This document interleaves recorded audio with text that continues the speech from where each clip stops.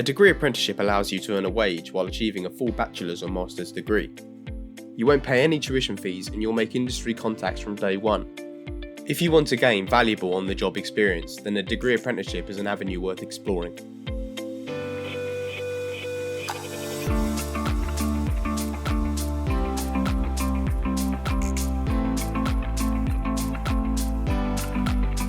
Hello and welcome to Future You, the podcast brought to you by graduate careers experts Prospects. We're here to help with your career goals. My name is Henry Godfrey Evans, and in this episode I speak to Helen Kennedy-Holleman, who is the head of apprenticeships at Leeds Business School. She's here to explain what a degree apprenticeship involves, the benefits of doing one, and the criteria for applying. Okay, so Helen, would you like to introduce yourself? Yes, so I'm currently the school head of apprenticeships for the business school at Leeds Beckett University. I've been involved in apprenticeships and work-based learning at different universities for the past 11 years. And prior to that, I worked for the Careers Service in Wales. I'm also an apprentice myself. I'm currently completing the Senior Leader apprenticeship. Okay, and what does an apprenticeship involve? An apprenticeship is a paid job with real responsibilities that give you the opportunity to earn qualifications and gain hands-on practical experience at the same time. Apprentices enjoy the exact same terms and conditions as all other employees. Alongside their training on the job, apprentices spend approximately 20% of their time off the job completing a nationally recognised qualification with a university or a college or a training provider. This can be via day release or block release. That depends on the individual apprenticeship. The degrees in an apprenticeship are exactly the same as a degree you would get if you went to university full time. It's just that they're delivered in a different way, usually over a longer period of time. And the duration of an apprenticeship differs from course to course. Each apprenticeship has something called a standard, and it's the standard that sets out the knowledge, skills and behaviours that apprentices must demonstrate to be assessed as competent to perform their job. The standard is actually developed by employers, and it outlines what apprentices will learn over the course of their apprenticeship and how they will be assessed. And I think it's important to mention that apprentices are supported by an academic mentor within the university and an employer mentor in the workplace, although the terminology for these roles can vary between different organisations. The apprentice, the academic mentor and the employer mentor meet together regularly to review the apprentice's progress and to guide and support them, and importantly to ensure that there are opportunities within the workplace for the apprentice to put into practice the theories they've learned at university. What type of person would suit an apprenticeship? I wouldn't want to make any sweeping generalisations here because apprenticeships are suitable to many individuals depending on their career aspirations, individual circumstances and preferred learning styles. Apprenticeships can open up university education to those who previously may have thought it was not for them, as well as enabling those who didn't follow the traditional school, college, university pathway to still gain a degree further down their career journey without breaking from employment. And apprenticeships are also available to new hires as well as existing employees, and there's no upper age limit. So for new hires, some school leavers are ready for a change from the classroom. They'd rather get on the career ladder straight away. And an apprenticeship allows them to gain valuable work experience, financial independence, and achieve qualifications at the same time. Whereas for existing employees, an apprenticeship can enable them to update their knowledge and skills, to reinvigorate their careers, keep themselves marketable, and possibly gain a promotion. So I think it's more about personal preferences. Some people may prefer to earn while they learn and like to be able to practically apply what they learn, rather than undertake a purely academic course. So it's not so much about type, but more about preference. Okay, you seem to touch on the benefits there, but what other benefits are there to doing an apprenticeship? So with an apprenticeship, you earn while you learn. Apprentices earn a salary from the moment they start. Degree apprentices are awarded the exact same degree qualification from university, as those who undertake the full-time undergraduate or postgraduate route. However, apprentices do not pay tuition fees because tuition fees are paid by the employer, meaning that apprentices leave university debt-free. And at the same time, apprentices are entitled to the same benefits as full-time students. So, for example, they get a student card and all the associated student discounts, access to the library and health and wellbeing services.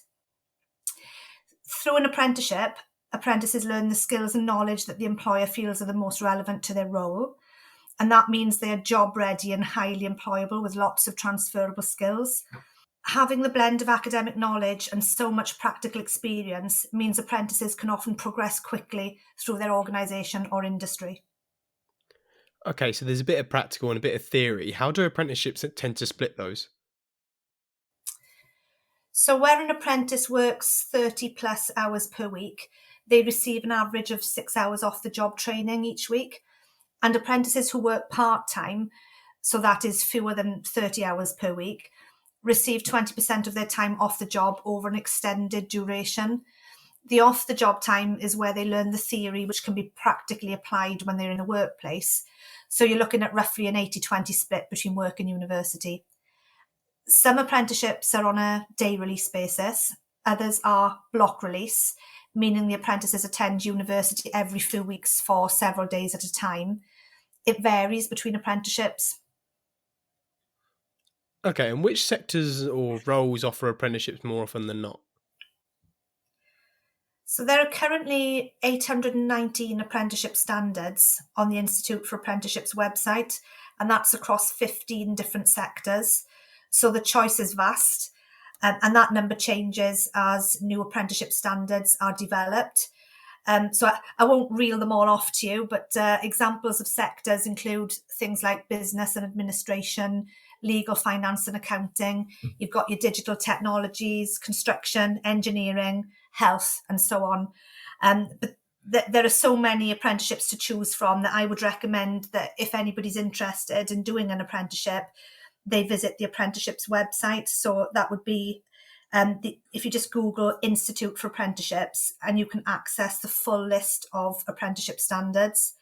And I would also encourage those interested to seek appropriate careers advice from their local authority or from education providers. Okay, and what range does an apprenticeship salary usually come between? Is it enough to live on even in places like London? That's a difficult question to answer because an apprentice's wage is determined by their employer. So there is a national minimum wage for apprentices, but typically employers will pay more than that, especially at degree level apprenticeships. And I mentioned earlier that apprenticeships can be new hires, or employers can choose to upskill members of their existing workforce via an apprenticeship.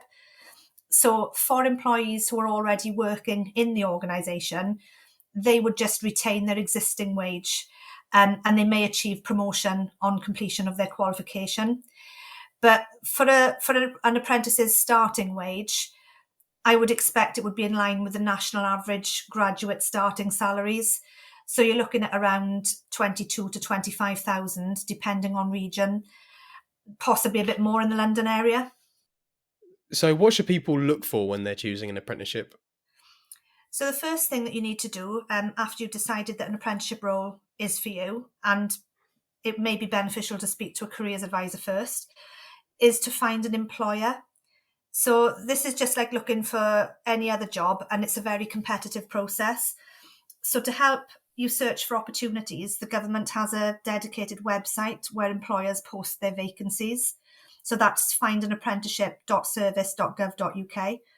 And if you go onto that website, you can search by employer, job title and location. And another thing that you could do is search the recruitment pages of the websites of companies that you're interested in working for. Once you've secured a job offer, you'll need to decide upon your training provider. And sometimes employers will already have existing relationships in place with particular training providers. But if not, I would recommend that anybody considering an apprenticeship does some research first and could look at things like Ofsted reports. There's a website called ratemyapprenticeship.co.uk. The ESFA, that's the Education and Skills Funding Agency, they've also got, it's almost like a TripAdvisor style feedback feature. So if you go on to findanapprenticeship.service.gov.uk, you can look at apprentice feedback on apprenticeships. If you know somebody that's already doing an apprenticeship with a particular employer or training provider, you can ask them about their experience. I would strongly recommend that anyone interested in an apprenticeship attends open days at universities if they're looking at degree apprenticeships, and also look at any accolades that the provider might have. For example, if it's a university, you could look at their Teaching Excellence Framework rating. Okay, and is there any special eligibility criteria when selecting apprenticeships? Yes, there's a few important things to mention. So to be eligible for an apprenticeship in England, apprentices must spend over 50% of their time working in England over the duration of the apprenticeship. And they must have the right to work in England. They must not already be on an apprenticeship.